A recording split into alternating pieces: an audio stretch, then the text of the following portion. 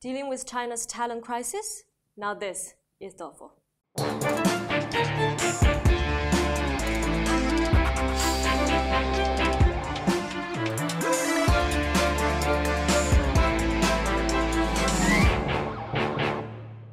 Hello, I'm Nikki Wang in Shanghai. China has the world's largest population, so it may surprise you to learn that the biggest challenge facing almost every marketer is a shortage of trained staff. This week on Thoughtful China, we'll look at strategies to find, train, and motivate good staff. Plus, our own PT Black will let you know what your staff thinks about you. But first, with us is Ian Thubron, TBWA's Group President for Greater China. Ian, welcome to the show. You've been living in China, working in China for agencies like TBWA, MNC Saatchi, Ogilvy for over 10 years. When it comes to HR, what kind of changes have you been witnessing? Well, actually, it's more like 20 years now. I first came here 1992, so fair time. And I think it's fair to say that in China, obviously, there's a huge amount of change because 10, 15 years ago, the industry was so young, so new, there was so little experience of people. And there was a constant inflow and outflow of people from Singapore, Malaysia, Hong Kong, and so on. And my time working at Ogilvy, what was really exciting was to see people from Shanghai or Beijing or Wuhan or Xi'an or anywhere from China beginning to rise up into positions of seniority in agencies. And now we see several managing directors, creative directors, and so on, planning directors enjoying that position. So I think that's been a significant shift over the time. Is it more difficult for smaller agencies or big global networks?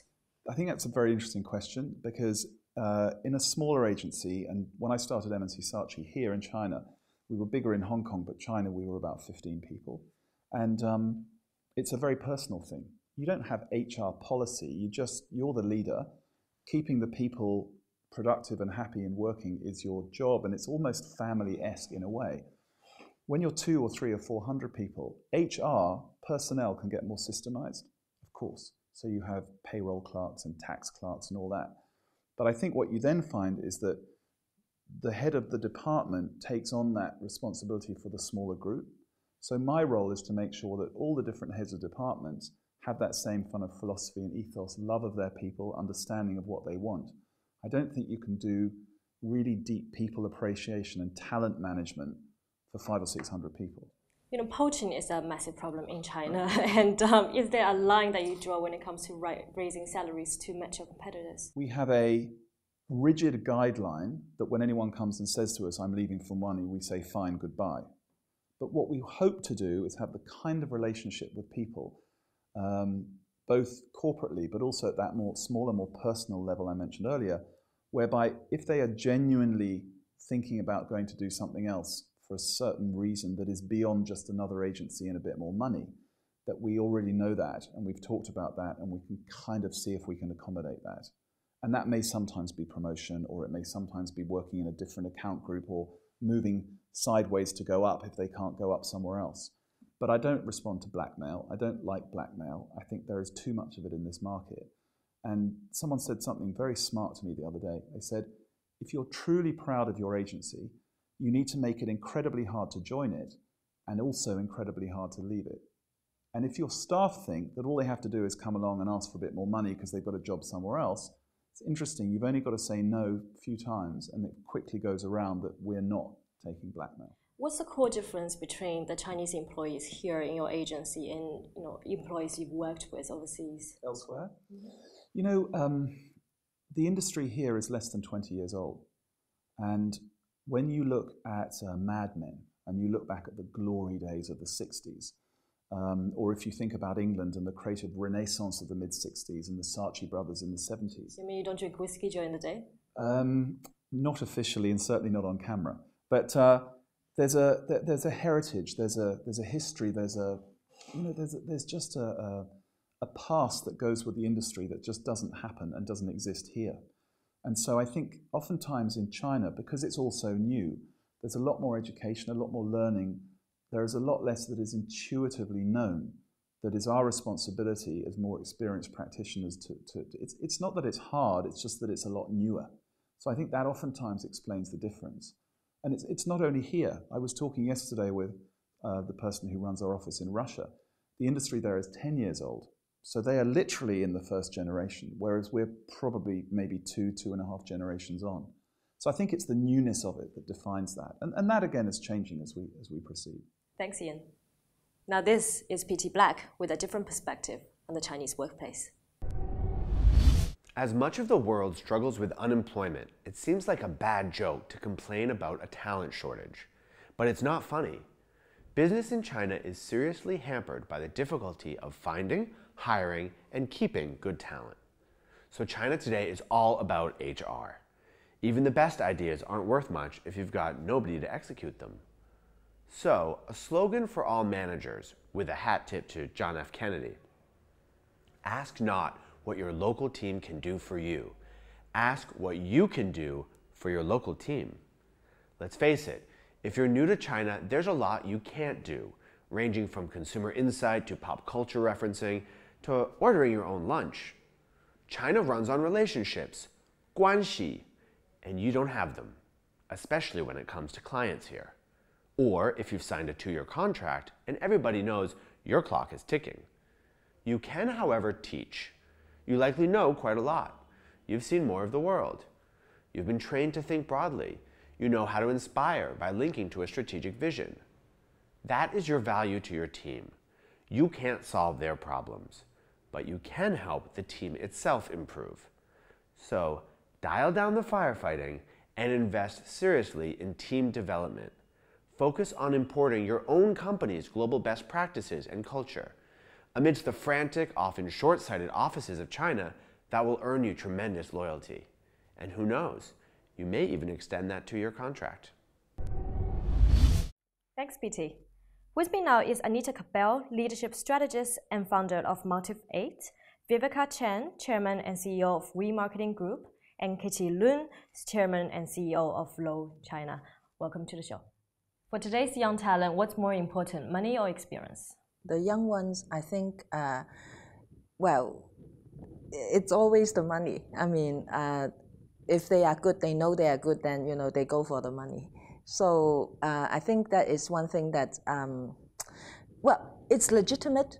If they are good, they should receive a good salary package. So I think, you know, from management point of view, it should be fair. But I think there is a general high expectation over there. What do you think, Viveka? I think, yes, I think that, you know, if I'm not paid well, I'm not going to work that hard too. That's just fair. But I think very important is apart from, but money is to a certain point. The lower you are, the money is more important because every $200 counts. But once you get to a certain level, it really doesn't matter. We all know that finding talent is challenging in China. Anita, do you think this is getting more difficult? I think the question is how fast and how much effort a company is going to put into responding to the problem.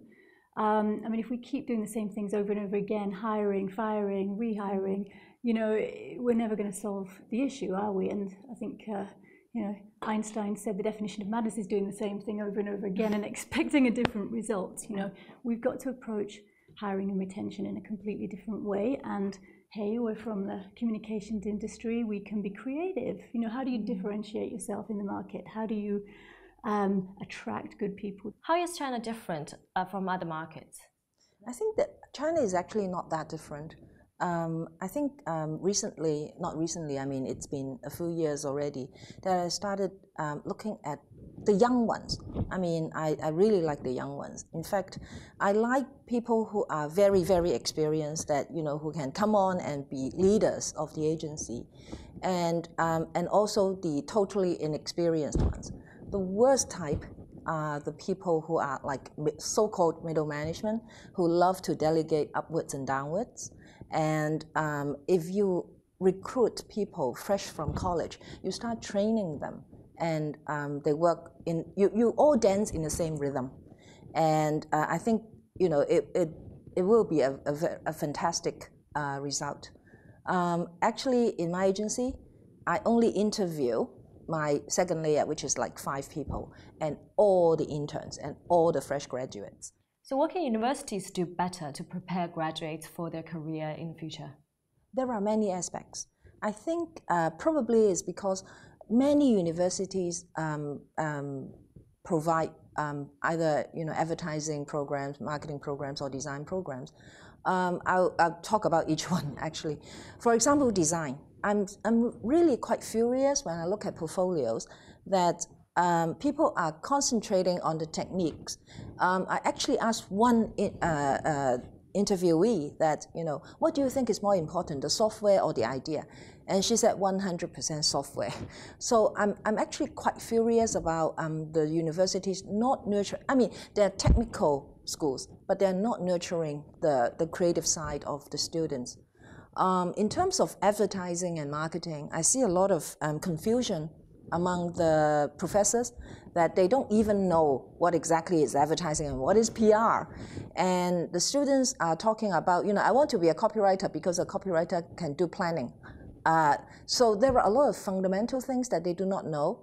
But what I'm looking for really is the personality, the attitude, whether they have a passion for advertising. All these are what I'm looking for. And even if they are not fully, totally equipped, I think if you find the right person, you can always easily, get them up to speed. I think some of the problems today in China for recruitment is because the young people have very big aspirations. And some of them are very smart, not all of them are. But very often, they need to look up to leaders. And I think there is a lack of good leaders here. And when you are, a lot of companies today, I think even a lot of international companies in particular, in my opinion, are run, again, what I said, using 20th century model to run 21st century companies. So in other words, they encourage robots because they are trying to run it with systems and procedures and manuals.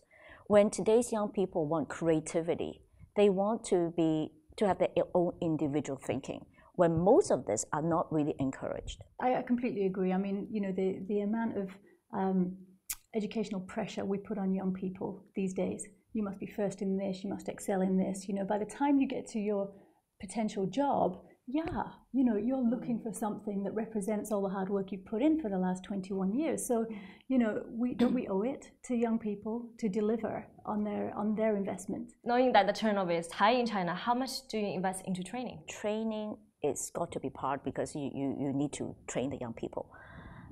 I hate people when they say that they expect to be trained. Because training, I think, has to be in a way, a lot has to come from the individual. So that person has to take every chance of everything they see as a training opportunity and not expect to be spoon-fed all the time. And I'm very disappointed when those people I usually don't want to hire, is they expect you to have like lectures all the time and all this, because I think that those people all have just wrong expectation. Okay, you can have it and you give it to them, but if they have that expectation, I think those people will never ever learn. Yeah, there are a large discrepancy in expat and local salaries in your company. It's closing, the gap is closing very quickly. There used to be a big gap, expat packages and so on, but nowadays, the employee themselves, they know, if they are good, they know. And they are demanding the same level of remuneration, and rightly so. And so I see the gap closing really very fast. And I also see that many expats are already beginning to leave the country, because the lower level people, the younger people are coming up to a much higher standard. So they are available in the marketplace, and they come with a local knowledge and local understanding, which expats don't have. So expats are actually facing a lot more competitions nowadays. I think the new regulations also now with foreigners paying the new taxes means that there's obviously an added pressure for expatriates to make a great deal of value. Anita, what's the biggest leadership failure you've ever seen? Yeah, sure, and I'm sure there are many of these. The classic example of someone being over-promoted. So, we tend to give promotions, pay rises in order to keep your retention rates down. There's a price to pay for that. In this particular case, the client had been promoted to a very senior position, and of course, got there and couldn't face many of the crises that hit. There was the world economy for one thing, things outside of his control that were absolutely impossible for him to know how to deal with, didn't have the age or the experience. And unfortunately, the company crashed as a result. So, the cost of that is probably going to be another 5 or 6 years of recovery for that new leader to mend and put back together. Viveka, Anita, and Kitty, thank you for being on the show. Now, this wraps it up for us today. Be sure to subscribe to us on YouTube and Tudor. You can also follow us on Weibo and Twitter. We'll see you again.